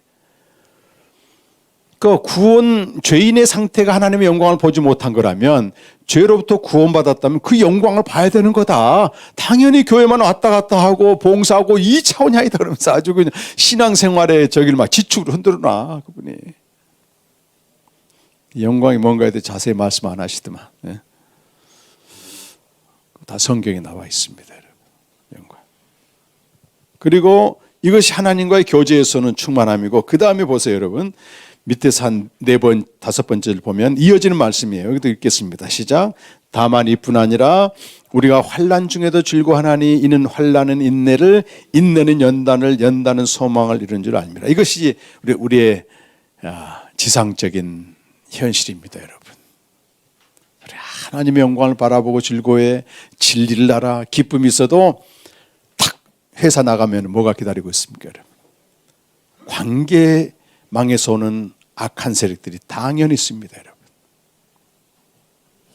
제가 그 사울왕을 보면서 개인적으로 볼 때는 왕이 되기 전에는요 너무 괜찮은 사람이었어.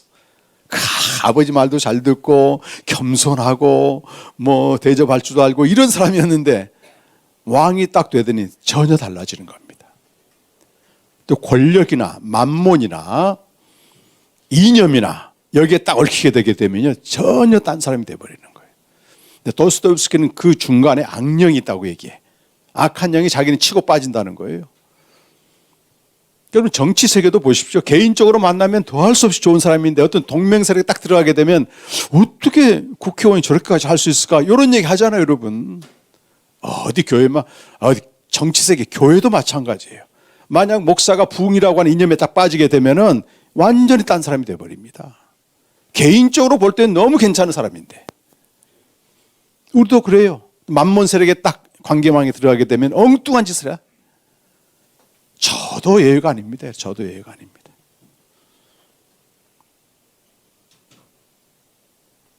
그래서 부부들도 보면요 각자 만나면 너무 천사 같은데 둘이는 서로 죽겠다 그러는 거야. 죽겠다 그래. 이 관계망의 악을 무력하게 만드는 것은 그리스도밖에 없습니다. 제가 그 도스토옙스키의 그 신앙을 제가 귀하게 여기는 게 그거예요. 그리스도 외에는 아무도 이 관계망에서 온 악을 깨뜨릴 수가 없다는 거예요. 어떻게 깨뜨려요? 아까도 말씀드렸지만 죽임당한 어린 양으로. 그 요한계시록 17장 14절에 그 짐승들이 악의 동맹 세력이 어린 양과 더불어 싸웠는데 그는 만주의 주 만왕의 왕이시라.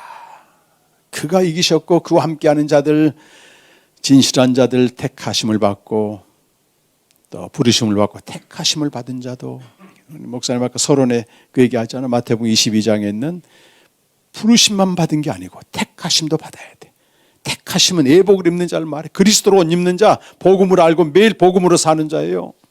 그들이 이긴다는 겁니다. 그런데 부르심을 받은 자는 많지만 택하심을 받은 자는 적다는 거예요. 그리스도로 옷 입고 사는. 그런데 그 환난은 즐거워한다 그 말은 자랑한다 그 뜻이고 왜냐하면 환난은 인내를 낳고 인내는 연단을 낳고 연단은 소망을 이루는 줄 알기 때문에 환난의 목적을 알게 되면 자랑한다는 겁니다. 여러분. 가장 큰 진짜 고통이 뭔지 아세요? 여러분? 환난 자체가 고통이 아니고 의미를 알지 못하는 환난이 고통입니다. 진짜. 복음을 통해서 하나님 나라를 누리는 사람들은 불가불 환난을 당할 수밖에 없는데 환난을 자랑한 이유가 분명히 있다 그 말이에요. 환난을 내가 견디게 되면 연단이 만들어진다는 거잖아요. 연단은 밑에다가 자세히 설명해 놨는데 도키모스라 그 말입니다. 그 말은 한마디로 그리스도의 장성한 분량이 이르는 인격으로 빚어집니다. 인격. 놀랍잖아요, 여러분. 그래서 이걸 베드로전서에서는 믿음의 연단이라는 표현을 써 201페이지 위에서부터 6번째 줄 너희 믿음의 확실함은 도키모스는 불로 연단하여도 없어질 금보다도 귀하여 예수 그리스도께 나타나실 때의 칭찬과 영광과 존귀를 얻게 합니다. 가장 소중한 가치인 금도 언젠가 없어지지만은 믿음으로 빚어진 도키모스 칭찬과 영광과 어떻게 빚어집니까 여러분? 4장 25절부터 가야 됩니다. 복음을 정확히 알고 하나님과 교제가 있고 그런 사람에게 주어진 환난은 도키모스 그리스도의 장성한 분량에 이르는 거룩하고 흠이 없게 만드는 자녀로 만드는 재료입니다. 재료가 있어야지 뭘 만들지. 그래서 이 복음을 아는 사람들은요 환난이 와도 당황스럽지 않고 이걸 통해서 하나님 또 날 만들어 가시네. 근데 앞에 있는 걸 빼버리면 환난 없으려고 기도해. 그런 신앙이 어디가 있어요? 그런 신앙이 환난 없게 하시고 복의 복을 더하시고 뭐 야베스기도 한참 했다고 우리도 그거는 몰라서 그런 거예요. 우리가 어느 뭐라든 환난이 옵니다, 여러분. 이것만 남는 거라는 거예요.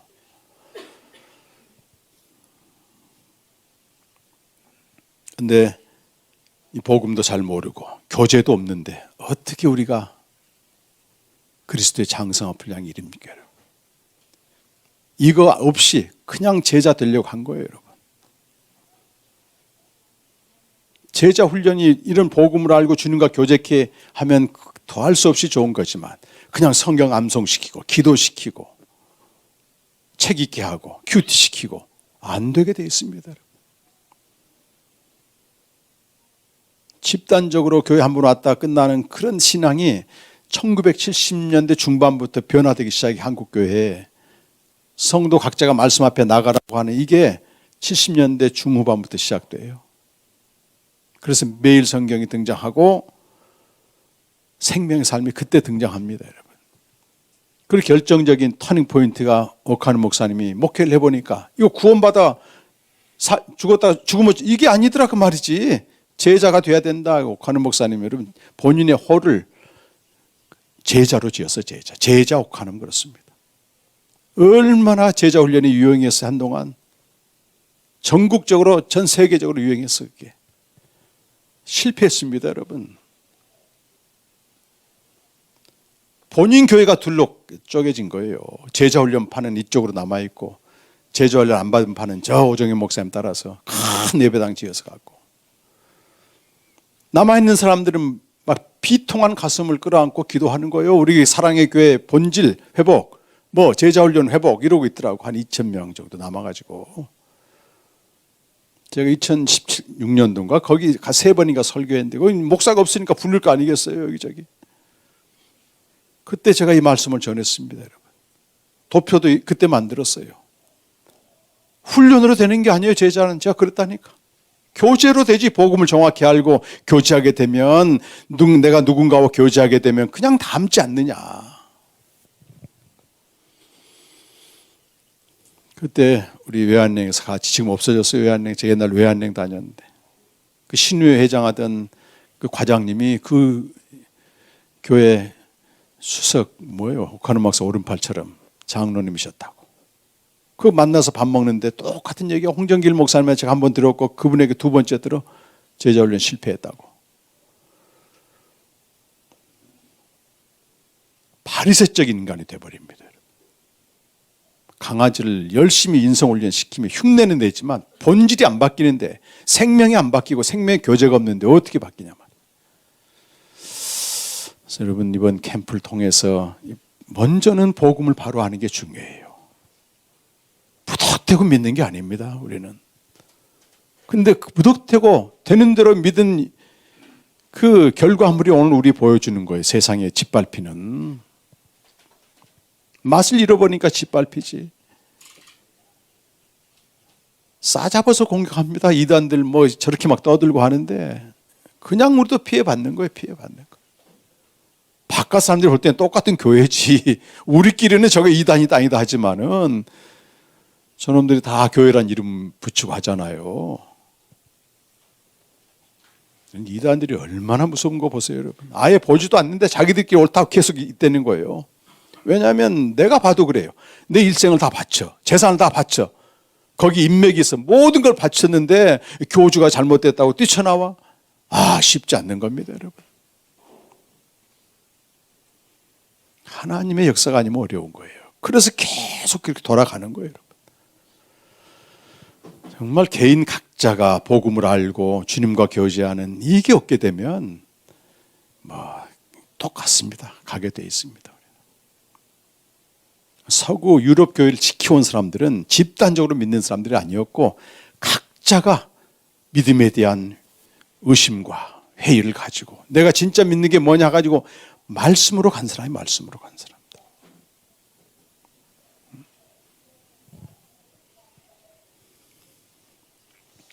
새로운 도전 앞에 있지만 절대 새로운 근대화의 물결 또 세속화의 물결이 진리를 삼키지 못합니다, 여러분. 그러니까 이 시간이 참 허비된 시간이 아니고 각자 개인화 신앙을 견고히 하는 시간이 되십시오, 여러분. 그들은 2-3사람이 모여도 강력합니다, 여러분. 우리 10여 년간 우리 공동체가 그걸 보여줬고 지금도 보여주고 있습니다, 여러분. 너무 감사하고 이제 오후에는 여기 어떻게 하면 복음을 통해서 하나님 나라를 누리고 복음을 통해 생명을 누리는지 전승된 복음, 십자가 복음과 장사 복음과 부활의 복음을 하나씩 나눌 것입니다. 여러분 다 알지 못해도 핵심적인 것만 알아도 성령께서 우리에게 계속해서 가르쳐 주시거든요. 복음을 모르면 생명으로 살 수가 없어요. 파편적인 복음도 어렵습니다. 여러분. 그런 은혜가 있길 바랍니다. 여러분. 그래서 기쁨으로 지상적인 상황과 상관없는 천상의 기쁨으로 삼위 하나님의 페리코레스에 참여하는 기쁨으로 이 세속화의 물결을 헤쳐나가는 위대한 증인들이 되시길 바랍니다. 여러분. 다 같이 한번 기도하겠습니다. 예수님이 죽으심으로 새 언약을 성취하셨습니다. 구약 이스라엘 백성들이 제사도 드리고 제물도 바치고 모여서 예배도 드렸는데 한 가지, 그들이 언약을 파기함으로 심판을 받은 거잖아요. 우리도 마찬가지입니다, 여러분. 다른 많은 것들 귀한 겁니다, 그 나름대로는. 가장 신앙의 본질인 생명의 교제를 놓치고 있다면 뭔가 잘못돼 가고 있는 것입니다. 복음을 정확히 알고 생명의 교제를 이끌어 주시도록 지금 우리 한국교회가 정말 저는 이 현상을 보면서 가슴이 무너지는 거예요. 첫 번째는 우리 지도자들의 책임입니다. 성도들은 가르쳐준 대로 믿거든요. 여러분 우리 각자 인격적으로 주님 부르셨기 때문에 이미 생명의 교제를 하고 있는 분들은 더 힘을 얻으시고 이 복음을 통해 생명의 교제를 더 사모하시면서 악의 동맹 세력이 가득한 세상 가운데서 어떻게 우리가 뚫고 나가겠습니까? 여러분. 우리 신앙이 살아있는 신앙이 되게 해주시도록 다 같이 한번 기도하겠습니다.